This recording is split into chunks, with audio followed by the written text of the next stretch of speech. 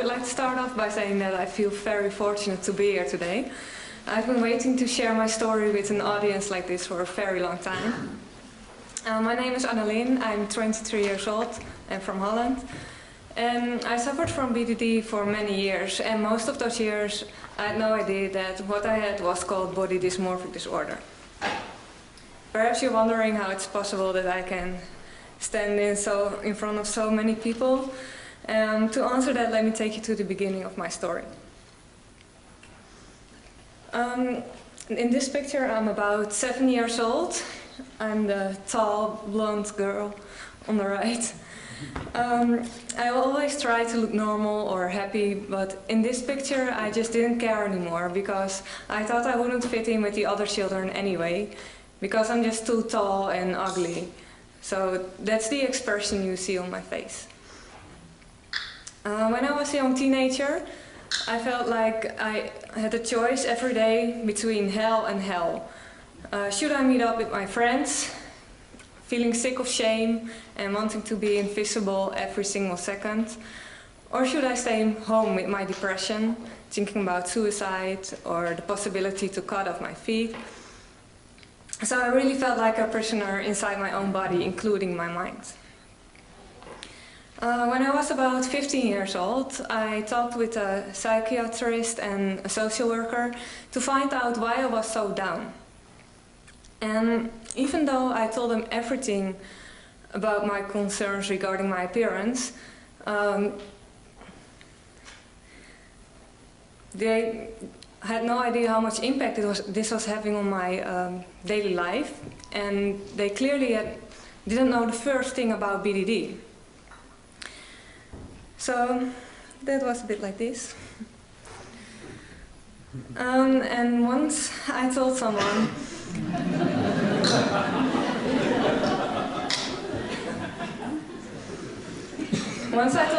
I'm born in the wrong body, and he asked me, "Are you transgender?" And the only thing I could think was like, well, I wish I was, because then you could understand.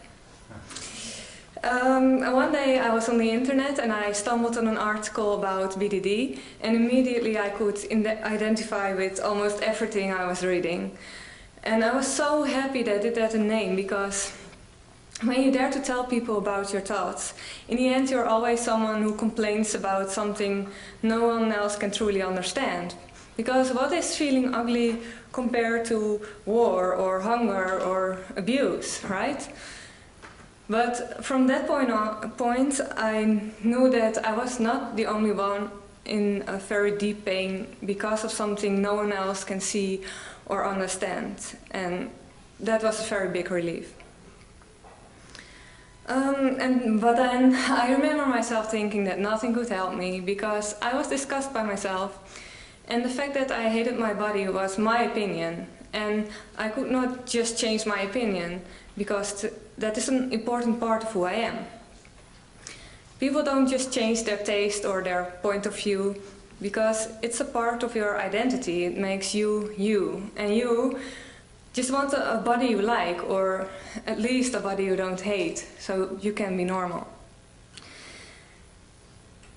After I learned about BDD, I realized that even though it had become a part of my identity, it's not a part of the person who I am for the rest of my life. Because it's an obsession and there's a way to stop it. And looking back, there are 3 main factors that made my healing process possible. I forced myself to stop mirror gazing, like present in the middle. I could be stuck in the mirror for hours, but luckily I was also able to change this behavior. I always had friends. I'm the second from the left, when I was blonde. And I used to complain about my appearance all the time, looking for assurance. And my friends, of course, they got annoyed and they were pointing to their flaws, telling me, everyone feels bad about the way they look, you're fine. But I was not able to be positive or to have fun with my friends. But yeah, that made me like the outsider inside the group, but I always was a part of the group, and that gave me the hope that I needed. And also very important, I found a sport I really enjoyed, kickboxing. You can see me on the left blocking a kick. And the first weeks I was kickboxing with my socks on because I didn't want anyone to see my feet. And after 1 hour of very intensive training, my head was almost purple. And even though my red skin was my biggest concern at the time, I felt better. I think that has to do with endorphins released in my brain. So sport was like a drug to me. I just shared with you a small part of my personal experience, but we have to keep in mind that BDD is different for everyone. But one thing that can be very important to everyone with BDD is to be able to relate to other people, because that will allow them to realize that it is an illness in the mind and that you can get treatment and you can learn how to cope with it. Today I'm still conscious of the way I look and the way I talk and the way I move every second. However, I feel I'm able to control my obsession more and more easily, and that has made all the difference in the world. While at university, I studied social work, and in my last year for my bachelor thesis I grabbed the opportunity to research about the following question. What do youth workers in the Netherlands need to identify body dysmorphic disorder in young people between 11 and 18? And a small survey showed that about 50% of the youth workers I questioned never heard about BDD or dysmorphia.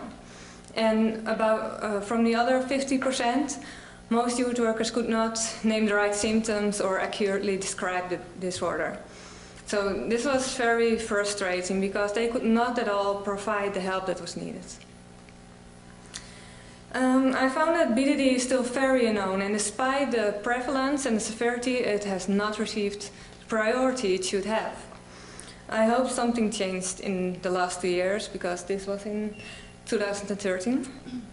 But I think that for many people, BDD is just one of the many different disorders in the world. So why should I pay special attention?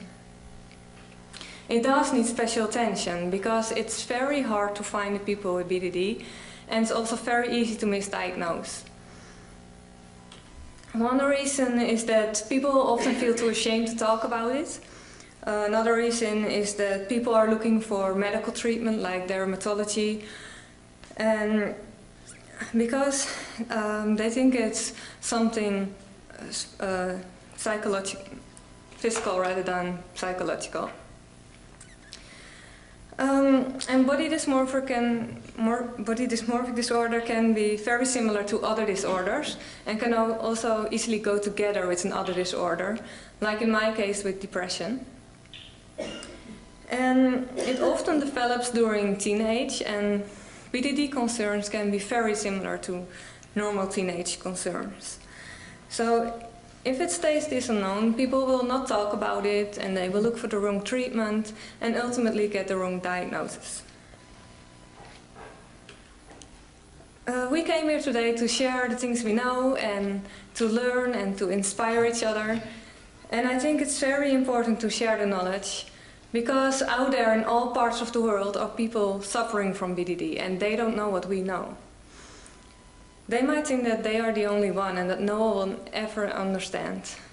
So I think we should take some time to think about how we can reach those people.